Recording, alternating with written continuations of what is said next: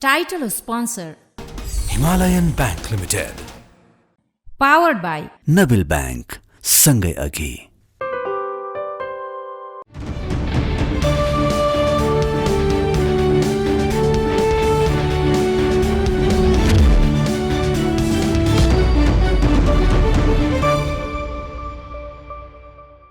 तथ्यमा टेकेर सत्यको खोजी. नमस्कार, स्वागत छ खबर अन्वेषणमा. म धीरज बस्नेत. दर्शकवृन्द, देश आर्थिक सङ्कटसँग जुधिरहेको छ. ऋण तिर्न नसकेर व्यापारीहरू झुन्डिनु पर्ने अवस्थामा पुगेका छन्. कर्मचारीलाई तलब खुवाउन समेत धौधौ हुँदै गएको छ. यस्तो अवस्थामा आएको बजेट कस्तो हुनु पर्थ्यो भन्ने कुरा अर्थशास्त्रका ठेली परेका अर्थमन्त्री प्रकाश शरण महतलाई राम्रैसँग थाहा थियो होला. तर यो सब जान्दा जान्दै उनले सांसद विकास कोष बिउताउने काम किन गरे? पहिले नै बदनाम भएको कार्यक्रमलाई फेरि ल्याएर सांसद पोस्ने काम किन गर्दैछन् उनी? के यो देशको ढुकुटी वैध अवैध जुनसुकै माध्यमबाट भए पनि नेताहरूलाई मात्र लुटिरहन दिनुपर्ने हो? होइन भने 20वटा संस्थान खारेज गर्ने, कर्मचारीको भत्ता कटौती गर्ने जस्ता प्रशंसनीय कदम चालेका अर्थमन्त्रीले नेता पोस्ने कार्यक्रम चाहिँ यस्तो बिजोगका बेला किन बिउताएका हुन्? सार्वजनिक खर्च घटाउने भन्ने, तर नेता पोस्न अरबौं रुपैयाँ खर्च गर्ने, यो कस्तो कायदा हो अर्थमन्त्रीज्यू? यो विषयमा विचार गरियोस् र नेताका नाममा अरबौं रुपैयाँ सक्ने धन्दा बन्द गरियोस्. बजेटका बाँकी कुरा प्रशंसा गर्न लायक छ. कृषि, शिक्षा र स्वास्थ्यलाई प्राथमिकतामा राखेर जस्ता कार्यक्रमहरू ल्याइएको छ. सार्वजनिक खर्च कटौतीका लागि जे गरिएको छ त्यसले आशाको दियो बालेको छ. हेर्नुहोस्, बजेटले कस्ता कार्यक्रमलाई प्राथमिकता दिएको छ र कुन मन्त्रालयमा कति बजेट विनियोजन गरिएको छ यो रिपोर्टमा.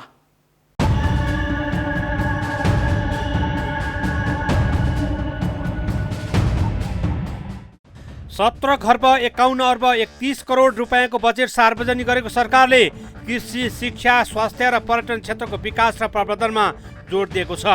उत्पादन बढाउन र वर्तमान अर्थव्यवस्था तङ्ग्याउनको लागि औद्योगिक विकास र व्यापार सन्तुलनलाई सरकारले बजेट मार्फत मुख्य प्राथमिकतामा राखेको छ. विगतको बजेटभन्दा यसपटक कृषि क्षेत्रमा उच्च रकम विनियोजन गरिएको छ भने स्वास्थ्यलाई निःशुल्क गर्न विशेष कार्यक्रम घोषणा गरिएको छ.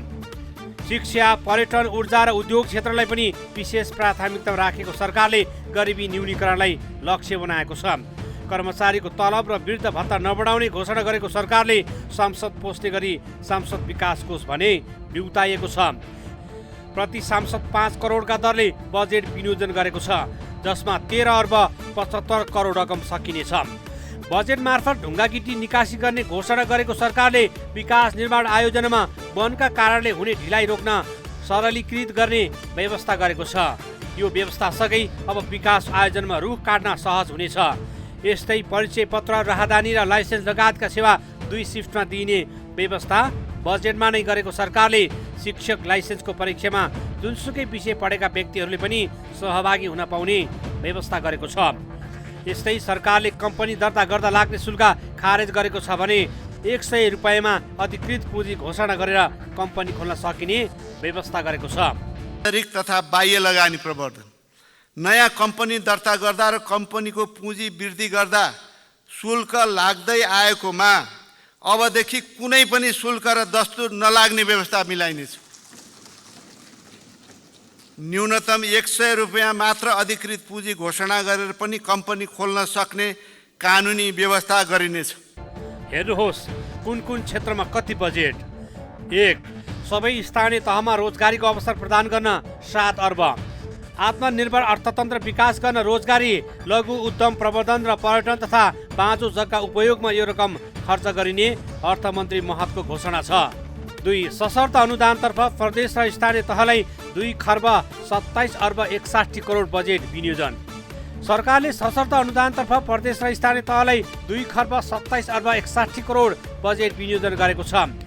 जस अनुसार सशर्त अनुदानतर्फ प्रदेशलाई 35 अर्ब 27 करोड र स्थानीय तहलाई 1 खर्ब 91 अर्ब 89 करोड गरी कुल 2 खर्ब 27 अर्ब 61 करोड विनियोजन गरेको छ. 3. आत्मनिर्भर अर्थतन्त्र र नवप्रवर्धनका लागि 7 अर्ब विनियोजन. आगामी आर्थिक वर्षमा अर्थतन्त्रलाई आत्मनिर्भर बनाउने गरी बजेट विनियोजन गरेको छ। अर्थमन्त्री डाक्टर प्रकाश शरण महतले आत्मनिर्भर अर्थतन्त्र र नवप्रवर्धनका लागि 7 अर्ब रुपियाँ बराबरको बजेट विनियोजन गरेको बताए। आत्मनिर्भर अर्थतन्त्रको आधार स्वदेशमै उत्पादन र रोजगार भन्ने नाराका साथ स्थानीय आर्थिक सम्भावनाका आधारमा उत्पादन र रोजगारीका अवसर वृद्धि गरी आत्मनिर्भर अर्थतन्त्र विकास गर्न सबै स्थानीय तहमा राष्ट्रिय उत्पादन र रोजगारी प्रवर्धन कार्यक्रम सञ्चालन गरिनेछ। यस कार्यक्रमलाई मूलतः कृषिको व्यवसायीकरण, लघु तथा साना उद्योग प्रवर्धन र सूचना प्रविधि तथा पर्यटन क्षेत्रको विकासमा केन्द्रित गरिनेछ। बाँझो र उपयोगविहीन जमिनको उपयोग गरी उद्यम गर्न प्रोत्साहित गरिनेछ। स्थानीय तहसँगको समन्वय र सहकार्यमा सञ्चालन यस कार्यक्रमको निर्देशिका साउन महिनाभित्र तर्जुमा गरिनेछ। यस कार्यक्रमका लागि 7 अर्ब विनियोजन गरेको छु। 4. कुल बजेटको 73% सामान्य खर्चका लागि विनियोजन। बजेटमा अर्थमन्त्री महतले तलब भत्ता, सामाजिक सुरक्षा, वित्तीय हस्तान्तरण, प्रशासनिक खर्च लगायत साधारण खर्च तथा बढ्दो ऋण भुक्तानीको दायित्व व्यवस्थापन गर्न मात्र 12 खर्ब 80 अर्ब 25 करोड विनियोजन गरेका छन्। 5. 1 अर्बको नवप्रवर्धन कोष स्थापना गरिने। सरकारले कुल बजेटको 1% बजेट अनुसन्धान, नवप्रवर्धन र आविष्कारका लागि विनियोजन गर्ने निर्णय गरेको छ। त्यस्तै सरकारले 1 अर्बको नवप्रवर्धन कोष स्थापना गर्ने भएको छ। यसका लागि कार्यविधि समेत निर्माण गरिने मन्त्री महतले बताए। सरकारको कुल पुँजीगत बजेटको न्यूनतम 1% रकम अनुसन्धान, नवप्रवर्धन र आविष्कारमा खर्च गर्ने नीति लिइनेछ। अनुसन्धान, नवप्रवर्धन र आविष्कारका लागि छुट्टै कोष स्थापना गर्न 1 अर्ब विनियोजन गरेको छु। कोष सञ्चालन गर्न आवश्यक कानुन तर्जुमा गरिनेछ। सरकारका विभिन्न निकायबाट हुने अनुसन्धान, नवप्रवर्धन र आविष्कार सम्बन्धी कार्यक्रमलाई यसमा आबद्ध गर्दै लगिनेछ। 6. राष्ट्रिय उत्पादन तथा रोजगारी प्रवर्धन कार्यक्रमको लागि 7 अर्ब। आगामी आर्थिक वर्ष 2080-81 को बजेटमा कृषिको व्यवसायीकरण, लघु तथा मझौला उद्योगको प्रवर्धन गर्ने घोषणा गरेको छ। त्यस्तै पर्यटन विकासलाई उच्च प्राथमिकतामा राख्दै 2 अर्ब 13 करोड बजेट विनियोजन गरेको छ भने प्रधानमन्त्री रोजगार कार्यक्रमलाई 5 अर्ब 94 करोड विनियोजन गरेको छ। कुन मन्त्रालयलाई कति बजेट? 1. श्रम, रोजगार तथा सामाजिक सुरक्षा मन्त्रालयलाई 8 अर्ब 8 करोड। 2. शिक्षा तथा विज्ञान प्रविधि मन्त्रालयलाई 1 खर्ब 97 अर्ब 29 करोड। 3. भूमि व्यवस्था सहकारी मन्त्रालयलाई 7 अर्ब 24 करोड। 4. कृषि तथा पशुपन्छी विकास मन्त्रालयका लागि 58 अर्ब 98 करोड। 5. श्रम तथा सामाजिक सुरक्षा मन्त्रालयका लागि 8 अर्ब 8 करोड।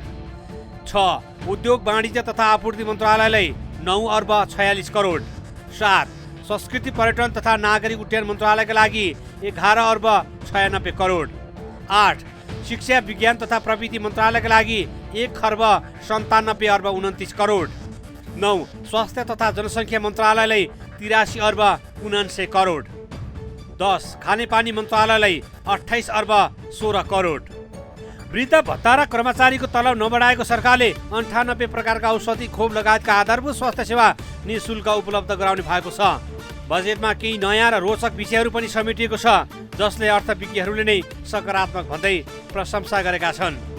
बजेटमा के छन् नयाँ र रोचक कार्यक्रम?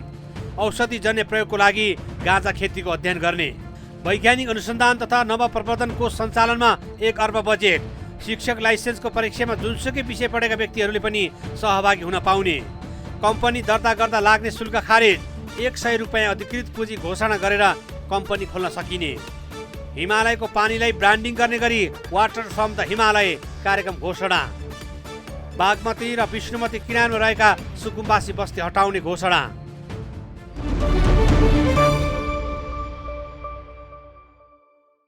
बजेट मार्फत कृषि, स्वास्थ्य, शिक्षा जस्ता मन्त्रालयलाई दिएको प्राथमिकता र सार्वजनिक खर्च घटाउनतर्फ दिएको जोडले धेरैलाई आशा जगाएको छ। तर यो देशमा बजेट होस् वा कानुन बन्दा नराम्रा हुँदैनन्। जब कार्यान्वयन गर्ने बेला आउँछ तब लरबरिन थाल्छ खुट्टाहरू। देश यो हविगतबाट गुज्रिरहँदा कम्तीमा अहिलेको अवस्था सम्बोधन गर्ने गरी बजेटको कार्यान्वयन गरियोस्। जनतालाई राहत दिने र सार्वजनिक खर्च घटाउने काममा कन्जुस्याइ नगरियोस्।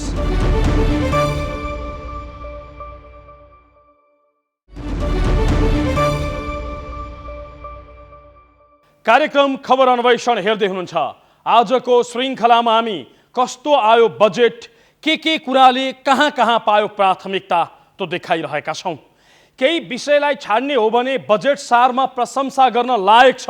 सार्वजनिक खर्च कटौतीमा जोड दिएका अर्थमन्त्रीले नयाँ गाडी नकिन्ने र नयाँ भवन नबनाउने मात्र होइन, 20 वटा संस्थान एकसाथ खारेज गर्नेदेखि कर्मचारीको भत्ता नै कटौती गरिदिने सम्मको घोषणा गरेका छन्।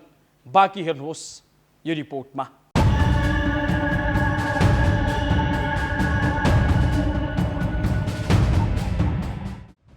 मुलुकको अर्थतन्त्र सङ्कटग्रस्त बन्दै गएका बेला आएको बजेट सरकारी खर्च कटौतीमा केन्द्रित भएको छ। अक्सर सरकारहरूले वितरणमुखी बजेट बनाएर कार्यकर्ता पोस्ने काम गरेको आरोप खेप्दै आएकोमा यसपटक भने सरकारले खर्च कटौती गरेर प्रशंसा बटुल्ने प्रयत्न गरेको छ। अनावश्यक कार्यालय संस्थान खारेज गर्नेदेखि नयाँ सवारी साधन खरिद रोक्ने र नयाँ भवन नबनाउने सम्मको घोषणा बजेटमा गरिएको छ। 20 वटा संस्थान र समिति खारेज हुने। सरकारले 20 वटा सार्वजनिक संस्थान र समिति खारेज गर्ने भएको छ। अर्थमन्त्री डाक्टर प्रकाश शरण महतले बजेट भाषणका क्रममा सार्वजनिक खर्च पुनरावलोकन आयोग 2075 ले दिएको सुझावलाई कार्यान्वयन गर्ने र 20 वटा संस्थानहरू खारेज गर्ने घोषणा गरेका छन्। त्यस्तै क्षेत्राधिकारका आधारमा प्रदेश र स्थानीय तहबाट व्यवस्थापन गर्न उपयुक्त हुने समितिहरू तत्त तहमा हस्तान्तरण गरिने भएको छ। सार्वजनिक खर्च पुनरावलोकन आयोग 2075 ले दिएका सुझावहरूलाई क्रमशः कार्यान्वयन गरिनेछ। सरकारको स्थायी संरचनासँग दोहोरो कार्यक्षेत्र परेका, औचित्य समाप्त भएका र परिवर्तित सन्दर्भमा आवश्यक नरहेका 20 वटा संस्थाहरू खारेज गरेको छु। उस्तै प्रकृतिका कार्यक्षेत्र रहेका निकायहरूलाई एकअर्कामा गाभिनेछ। क्षेत्राधिकारका आधारमा प्रदेश तथा स्थानीय तहबाट सञ्चालन र व्यवस्थापन हुन उपयुक्त हुने विभिन्न पर्यटन प्रवर्धन विकास समितिहरू तत्त तहमा हस्तान्तरण गरिनेछ। सबै प्रकारका प्रोत्साहन र अतिरिक्त भत्ता खारेज। सरकारले आगामी आर्थिक वर्षको बजेट मार्फत कर्मचारीलाई दिइने भत्ता खारेज गरिदिएको छ। बजेट भाषणका क्रममा सरकारी र सार्वजनिक संस्थानका कर्मचारीलाई दिइने सबै प्रकारका भत्ता, अतिरिक्त समय भत्ता र प्रोत्साहन भत्ता लगायत सबै खारेज गरेको अर्थमन्त्री डाक्टर महतले घोषणा गरेका छन्। सरकारी तलब लिएर सरकारकै काम गर्ने र उल्टै भत्ता खानेहरूलाई यो निर्णयले झस्का दिएको छ। अर्थमन्त्री महतले यो कदम सार्वजनिक खर्च घटाउन चालिएको पनि स्पष्ट पारेका छन्। स्रोतमा परेको चापलाई मध्यनजर गरी आगामी आर्थिक वर्षका लागि सबै प्रकारका प्रोत्साहन भत्ता, अतिरिक्त समय भत्ता लगायतका भत्ता खारेज गरेको छु। नयाँ दरबन्दी सिर्जना नगर्ने। सरकारले आगामी आर्थिक वर्षमा सबै सरकारी सेवा, नियामक निकाय र सार्वजनिक संस्थामा नयाँ संरचना र दरबन्दी सिर्जना नगर्ने भएको छ। बजेट वक्तव्य प्रस्तुत गर्दै अर्थमन्त्री महतले सरकारका नियमित संरचनाबाट सम्पादन हुने कामका लागि परामर्श लिन स्वीकृत दरबन्दी भन्दा धेरै सेवा करारको सिर्जना नगर्ने उद्घोष गरेका छन्। सबै सरकारी सेवा नियामक निकाय र सार्वजनिक संस्थानमा आगामी आर्थिक वर्ष नयाँ संरचना र दरबन्दी सिर्जना गरिने छैन। सार्वजनिक प्रशासनको विद्यमान संरचना र दरबन्दीको पुनरावलोकन गरी छरितो बनाइनेछ। नयाँ सवारी साधन खरिद नगर्ने, नयाँ भवन नबनाउने। सरकारले आगामी आर्थिक वर्षमा नयाँ सवारी साधन नकिन्ने घोषणा गरेको छ। संसदमा पेश भएको बजेटमा अर्थमन्त्री डाक्टर प्रकाश शरण महतले आगामी आर्थिक वर्षमा नयाँ सरकारी भवन पनि नबनाउने घोषणा गरेका छन्। सरकारी अधिकारीलाई दिइने इन्धन सुविधालाई अब नगदमा स्वीकृति मापदण्डमा आधारित भएर नगदमै दिइने व्यवस्था समेत गरिने भएको छ। त्यसैगरी सरकारी सवारी साधन किन्नुको सट्टा सवारी चढ्ने अधिकारीलाई एकमुष्ट रूपमै नगदै प्रदान गर्ने घोषणा पनि बजेटले गरेको छ। यो घोषणाले सरकारको अनावश्यक रूपमा हुँदै आएको खर्च बच्ने अनुमान गरिएको छ। नयाँ सवारी साधन र फर्निचर तथा फर्निसिङ खरिद गरिने छैन। आगामी आर्थिक वर्षमा अत्यावश्यक बाहेक नयाँ भवन निर्माण गरिने छैन। इन्धन कार्यालय सम्बन्धी सामान लगायत प्रशासनिक खर्चमा मितव्ययता कायम गरिनेछ। नेपाल सरकारबाट अनिवार्य रूपमा प्रतिनिधित्व गर्नुपर्ने बाहेक अन्य वैदेशिक भ्रमणलाई निरुत्साहित गरिनेछ। पुराना सवारी तथा सामान 6 महिनाभित्र लिलाम गर्ने, कति सवारी र सामग्री प्रयोगविहीन छन् त्यसको पहिचान गरेर 6 महिनाभित्र लिलाम गर्ने पनि सरकारले घोषणा गरेको छ। समयमै सरकारी सवारी साधन लिलाम नहुँदा सिंहदरबार सहित अन्य कैयौं सरकारी कार्यालयमा थोत्रा सवारी साधन वर्षौंदेखि थुप्रो लागेर बसेका छन्। कतिपय चालु हालतकै सवारी साधन पनि थन्किएर कबाड बनेका छन्। अब यी कबाड बनेका सामग्री लिलामी प्रक्रियामा जाने भएको छ, जसले सरकारी खर्चलाई जोगाउन सक्छ। धेरै आयोजनामा बजेट छर्ने प्रवृत्तिमा रोक। सरकारले धेरै आयोजनामा बजेट छर्ने प्रवृत्तिमा रोक लगाउने भएको छ। बजेट छर्ने प्रवृत्तिको अन्त्य गर्न ठूला तथा रणनीतिक महत्त्वका छिटो प्रतिफल दिने र बहुसंख्यक जनताले लाभ प्राप्त गर्ने आयोजना तथा कार्यक्रमलाई प्राथमिकता दिने अर्थमन्त्री डाक्टर प्रकाश शरण महतले घोषणा गरेका छन्। ठुलो संख्यामा आयोजना र कार्यक्रम समावेश गरी स्रोत साधन छर्ने प्रवृत्तिमा सुधार गर्न, क्षेत्रगत प्राथमिकताभित्र पनि ठुला र तथा रणनीतिक महत्त्वका छिटो प्रतिफल दिने र बहुसंख्यक जनताले लाभ प्राप्त गर्ने आयोजना तथा कार्यक्रमलाई प्राथमिकता दिई रकम छुट्याइएको छ। सरकारी खर्च कटौतीमा केन्द्रित भएको सरकारले बजेट प्रणालीमा सुधारका लागि दर्जनौं घोषणा गरेको छ। आगामी आर्थिक वर्षबाट मन्त्रालयगत बजेट सीमा दिइसकेपछि विनियोजन विधेयकद्वारा सिद्धान्त फागुन मसान्तभित्रै प्रस्तुत गर्ने नीति सरकारले लिएको छ। स्रोत साधन छर्ने प्रवृत्ति निरुत्साहित गर्ने विस्तृत सम्भाव्यता अध्ययनसहित पूर्व तयारी सकिएका आयोजना मात्र बजेटमा समावेश गरिने अर्थमन्त्री महतले घोषणा गरेका छन्। अबबाट कार्यक्रम कार्ययोजना असार मसान्तभित्र सम्पन्न गर्नुपर्नेछ भने कार्तिक मसान्तभित्र ठेक्का लगाइसक्नुपर्नेछ। पूर्व तयारीका काम सम्पन्न गरी खरिद आयोजना भएका आयोजना मात्र ठेक्का सम्झौता गरिने भएको छ।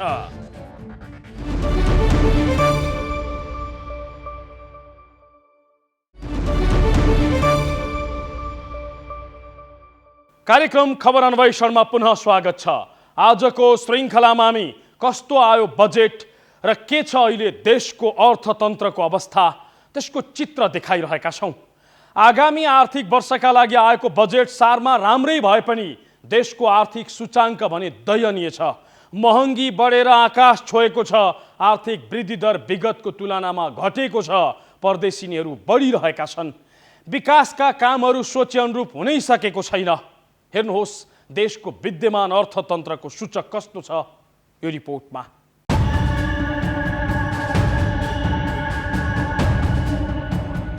बजेट आयो। बजेटसँगै लोकप्रियताका लागि कैयौं नयाँ कार्यक्रमहरू आए। आगामी आर्थिक वर्षका लागि बजेट आउँदै गर्दा चालु आर्थिक वर्षको बजेटका कार्यक्रम कार्यान्वयनको स्थिति भने दयनीय देखिएको छ। कार्यान्वयनमुखी भन्दा लोकप्रिय बजेट ल्याउन मरिहत्ते गर्ने सरकारले चालु आर्थिक वर्षका कैयौं कार्यक्रम अल्पत्र बनाएको छ। बजेट मार्फत ठुल्ठुला आयोजनाहरू घोषणा गर्ने सरकारले साना साना आयोजनाको काम समेत अल्पत्र बनाएको छ। अर्थतन्त्रका सूचकाङ्कहरू दयनीय देखिएको छ। पुँजीगत खर्च गर्न नसकेको सरकारले व्यापार घाटा बढाएकै छ। यस्तो छ अर्थतन्त्रको अहिलेको अवस्था। गत आर्थिक वर्षमा आर्थिक वृद्धि 5.26% भए पनि चालु आर्थिक वर्षमा 2.16% हुने अनुमान। गत आर्थिक वर्षमा कृषि क्षेत्रको वृद्धि दर 2.24%, चालु आर्थिक वर्षमा 2.73%। गत आर्थिक वर्षमा प्रति व्यक्ति कुल गारस्थ उत्पादन 1,69,038 रुपैयाँ, चालु आर्थिक वर्षमा 8.1%ले वृद्धि भई 1,82,683 रुपैयाँ। गत आर्थिक वर्षमा मुद्रास्फीति 5.53%, चालु आर्थिक वर्षमा 7.93%। चालु आर्थिक वर्षमा भन्सार बिन्दुमा राजस्वको सङ्कलन लक्ष्यको तुलनामा 56.1%, गत आर्थिक वर्षको तुलनामा 28.9% न्यून। गत आर्थिक वर्षको तुलनामा चालु आर्थिक वर्षमा राजस्व सङ्कलन घटेर 5,82,077 करोड मात्र सङ्कलन। गत आर्थिक वर्षमा सार्वजनिक ऋण 20 खर्ब 13 अर्ब, चालु आर्थिक वर्षमा सार्वजनिक ऋण 20 खर्ब 80 अर्ब। गत आर्थिक वर्षमा बैंक तथा वित्तीय संस्थाको निष्क्रिय कर्जा 1.31% रहेकोमा चालु आर्थिक वर्षमा 2.63%। गत आर्थिक वर्षको फागुनमा 2638.12 मा पुगेको नेप्से चालु आर्थिक वर्षको फागुनसम्ममा 1953.06 बिन्दुमा कायम। चालु आर्थिक वर्षमा कुल वस्तु निकासीमा 29.1% र कुल वस्तु पैठारीमा 19.1% गिरावट। कुल वस्तु व्यापार घाटा 17.9% न्यून। नयाँ श्रम स्वीकृति लिनेको संख्यामा वृद्धि, एकै वर्षमा 3,37,000 लिए श्रम स्वीकृति। विप्रेषण आप्रवाहमा सुधार, 25.3%ले वृद्धि हुँदा 7 खर्ब 94 अर्ब बढी। के भयो विकास निर्माणको काम? रेलमार्गको 2 किलोमिटर ट्र्याक बेड र 2 पुल बने। 10 जलमार्गको सम्भाव्यता अध्ययन सकियो। 1 को डिपिआर तयार। थप 15 पालिकामा पुग्यो broadband internet. Optical fibre 200 kilometre थपियो। 48,000 घरका फुसका छानामा जस्ता पाता। जनता आवास कार्यक्रम अन्तर्गत 19,500 आवास निर्माणको चरणमा। संसद भवन 19% र मन्त्री आवासमा 13% थप प्रगति। 280 झोलुङ्गे र 26 सडक पुल थपिए। थप 8 तुइन विस्थापित। थप 7 स्थानीय तहमा प्रशासकीय भवन निर्माण। विद्युतको पहुँचमा 1% बिन्दु थपियो। विद्युत जडित क्षमता 21.7%ले बढेर 2650 मेगावाट पुग्यो। 1000 सर्किट किलोमिटर प्रसारण लाइन, 13,000 किलोमिटर वितरण लाइन थपियो। 236 स्वास्थ्य संस्था र 5,000 स्वास्थ्यकर्मी थपिए। 1650 विद्यालय बढे। चालु आर्थिक वर्षमै थपिए 42.5 लाख बैंक खाता। 8 महिनामा 1 खर्ब 55 अर्ब लगानी स्वीकृत। 20 अर्ब विदेशी लगानी स्वीकृत। नेपाल भित्रिएको एफडिआई 93%ले घट्यो। उद्योग विभागमा 58,000 ट्रेडमार्क दर्ता। 8 महिनामा 4 क्यासिनो थपिए। देशभर 28 पुगे। तारे होटेल 173 पुगे। बेड 16,000 नागे। केही सूचकाङ्कमा सामान्य सुधार जस्तो देखिए पनि समग्र प्रणालीको सुधार भने हुन सकेको छैन। चालु आर्थिक वर्षमा सरकारले आफै राखेको लक्ष्यलाई पूरा गर्न सकेन। आर्थिक वर्ष सकिन 45 दिन मात्र बाँकी रहँदा पुँजीगत खर्च 36% मात्रै पुगेको छ। महालेखा नियन्त्रक कार्यालयको तथ्याङ्क अनुसार आइतबारसम्म पुँजीगत खर्च 1 खर्ब 36 अर्ब 83 करोड 8 लाख रुपियाँ मात्र भएको छ। यस आर्थिक वर्षमा सरकारले 3 खर्ब 80 अर्ब 38 करोड रुपियाँ बराबरको बजेट पुँजीगत खर्च गर्ने गरी लक्ष्य राखेको थियो। आइतबारसम्म भएको पुँजीगत बजेट खर्च 35.97% हो। सरकारले बजेटको लक्ष्य भेटाउन बाँकी 45 दिनमा 2 खर्ब 43 अर्ब 55 करोड 37 लाख रुपियाँ खर्च गर्नुपर्छ। यस अनुसार अब दैनिक 5 अर्ब 41 करोड 23 लाख रुपियाँ पुँजीगत बजेट खर्च गर्नुपर्नेछ। यही बीचमा आएको बजेट कार्यान्वयन हुनेमा आशंका उब्जिएको छ।